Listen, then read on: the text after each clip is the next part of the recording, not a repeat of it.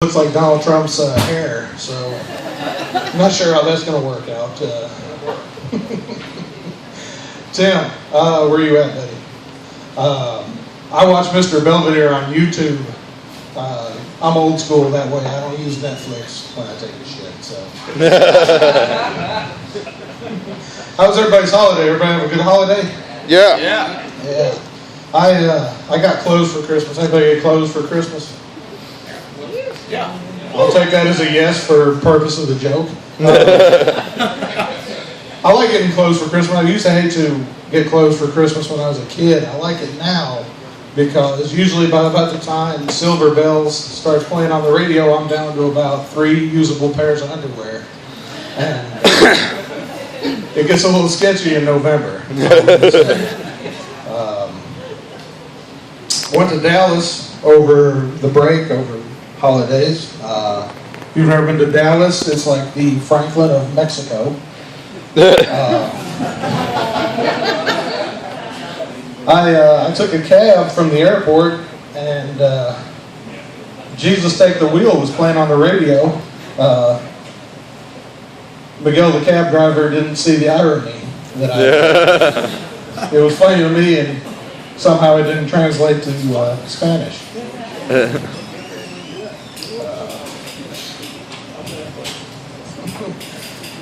You ever have this happen? You go somewhere and people always say, well, bring me something back, when you go. I said, okay. My wife says, bring me something back. I said, okay. So I brought her back gonorrhea.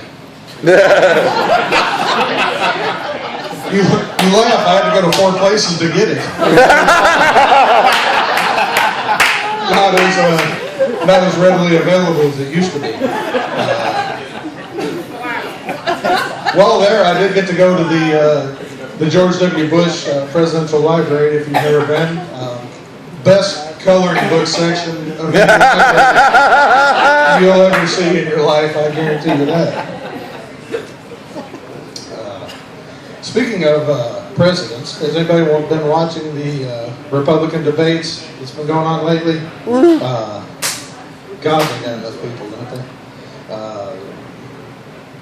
The Republican candidates, the pool of them, is, to me, a perfect example of the everyone gets a trophy mentality that we have in this country. Way too many of them. I think what we should do, instead of just letting them debate and pare them down, is we should do like a Sweet 16 bracket and bring back American Gladiators and let the sumbitches deal with, with it on the plane. Let Donald Trump fuck with Nitro with the see what happens there. He'll earn that spot by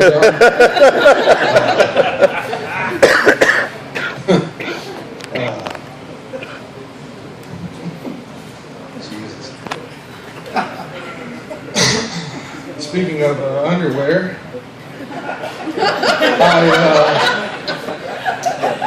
I got a visit from the Jehovah's Witnesses. I don't know if any of you have ever had that pleasure. I like to have fun with them, though. That's what I do.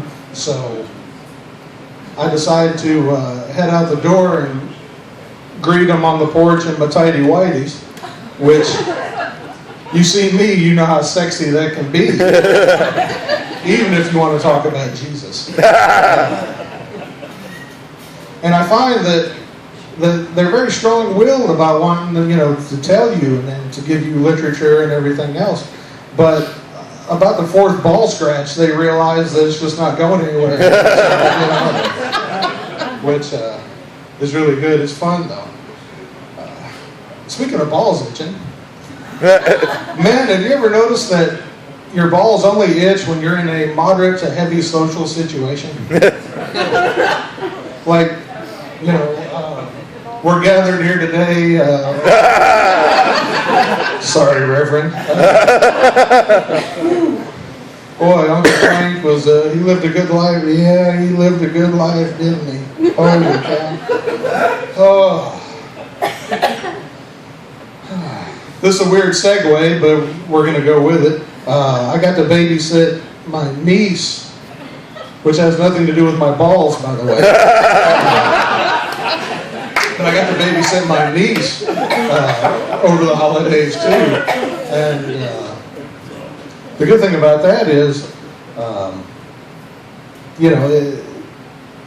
I'm the supervision, which you can imagine how awesome that is. Someone would leave their kid in my hands says a lot about their parenting style. I dropped the kid off. About an hour later, I get a call from my sister-in-law, and she says, where did my daughter learn the word shit?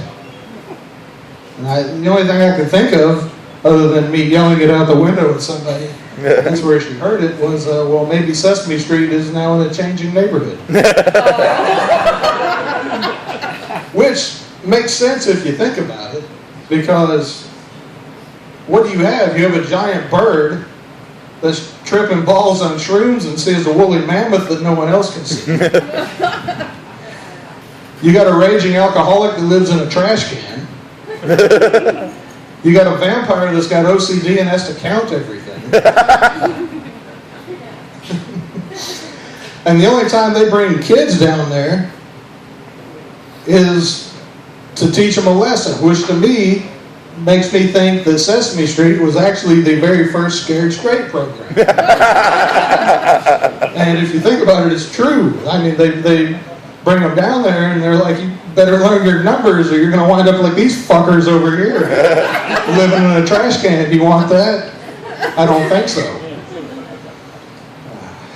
So, for my last little bit here, I'm going to need some audience participation. Oh. I'm going to ask a question, and you're going to say what? I'm going to tell you the answer, and you're going to say why. Everybody agree? We good on this? Yeah.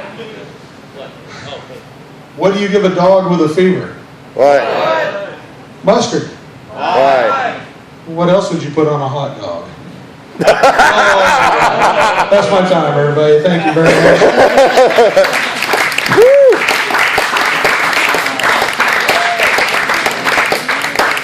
Give it up for Bill Couch.